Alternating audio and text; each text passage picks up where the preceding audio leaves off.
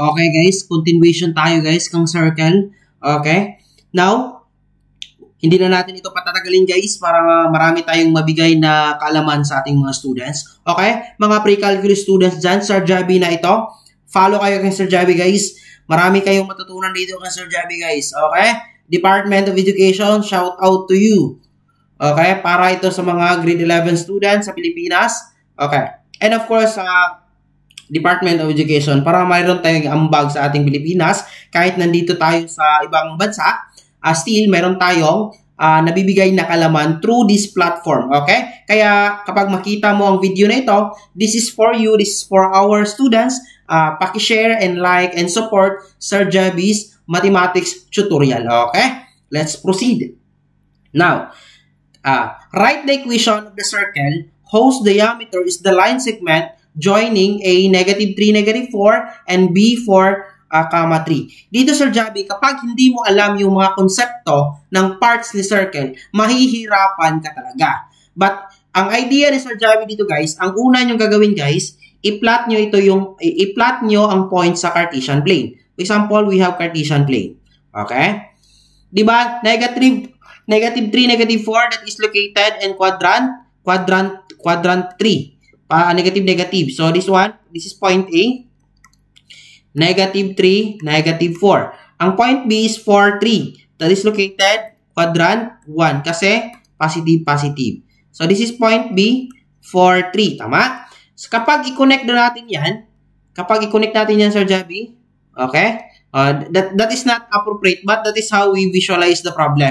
Now, ito na yung diameter natin sa circle. Ito daw yung diameter natin. Ito yung in points, line segment ni circle. For example, ito yung circle natin. Let us say ito yung circle natin. Hindi yan appropriate. That is visualization only. Now, hindi given yung center dito, Sir Javi. Diba? Before tayo maka-create ng equation ng circle, dapat meron tayong center, meron tayong radius. Tama? Now, given yung two in points natin. Di ba alam naman natin kapag circle, this is center. Ito, radius, equal itong dalawa. So therefore, this is midpoint. If meron tayong dalawang endpoints, line segment, diameter, ito yung center, that is the midpoint of our line segment joining 2 points sa ating diameter. Tama? Therefore, ang gagamitin natin na formula para makuha natin si center, yung midpoint formula. Okay? Yan lang yung Sir Javi. Shake na tayo dito. Okay? Now, di ba yung midpoint formula natin? X sub 1 plus X sub 2 over 2, Y sub 1 plus Y sub 2 over 2. Tama? Di ba ang X sub 1 natin dyan? Midpoint. Okay? Di ba ang X sub 1, for example, mag-start tayo ng point A, -3 plus X sub 2 is 4 over 2. Yung Y sub 1 natin is -4 plus 3. Over 2. Now, -3 plus 4 is 1. So, 1/2. Then, -4 plus 3, -1 over 2, -1/2. Ito daw yung center natin, Sir Javi. Ito na yung midpoint. So, ito yung center natin. Ang center natin is 1/2, -1/2. Now, i-graph natin yan. 0.5 and -0.5. So, that is located at quadrant 4. Ito, for example, ito yung 0.5 natin. Ito yung -0.5. Let's say example like that. Diba? Ito daw ang center natin. Okay? So, hindi kasi ito appropriate. Dito pala ito dadaan. Hindi kasi ito appropriate yung graph natin, guys. Okay? Dito daw yung center natin. Okay? Ito yung center natin. Diba equal yung radius natin? For example, sorry guys, hindi yan appropriate yung graph natin. Binisualize na natin kung paano yon i-draw yung ating given. Now, ito yung center natin, 1/2 and -1/2. Tama? Okay. Now, paano natin kukunin sa radius? Meron na tayong center point. Meron tayong point is center and meron na tayong point sa endpoint sa circle.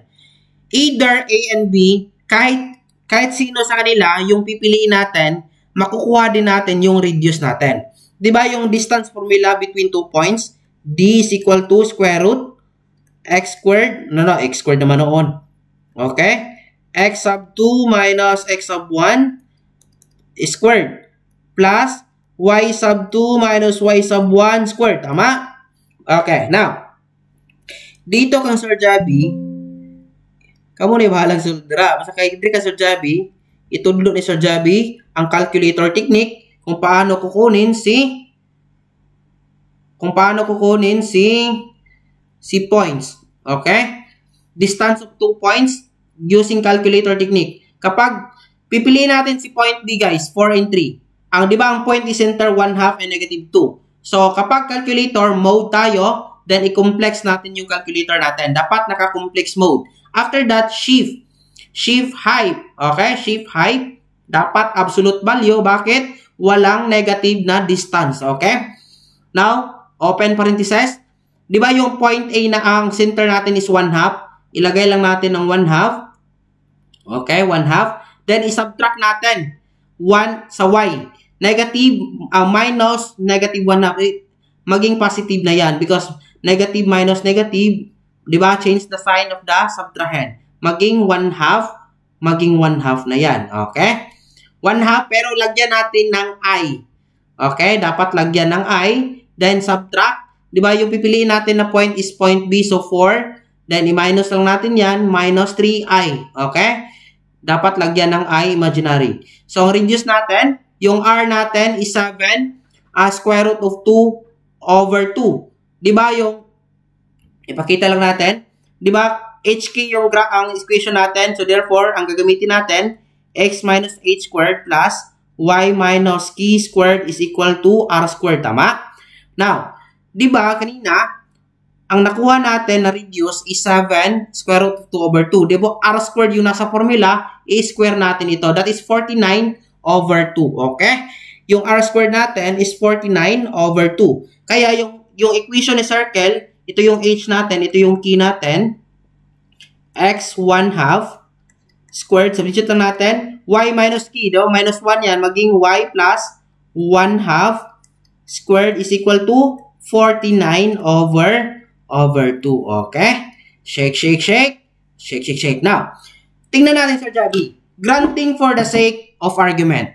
Paano natin malalaman na tama yung ating nakuha na equation? Okay? Shift 9-3 muna tayo. Shift 9-3. Huwag mag-shift course. Shift 9-3 lang.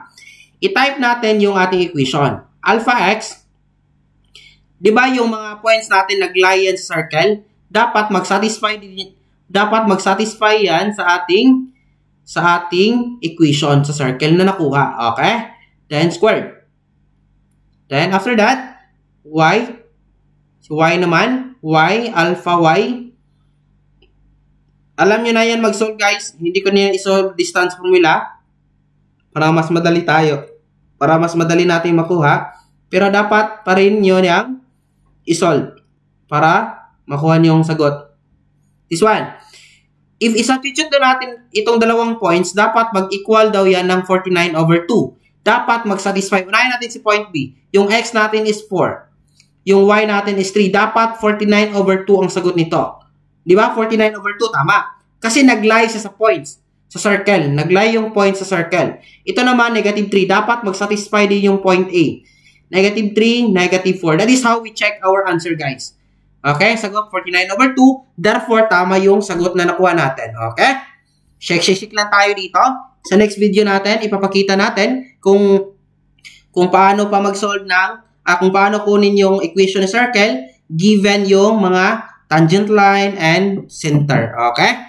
Shake.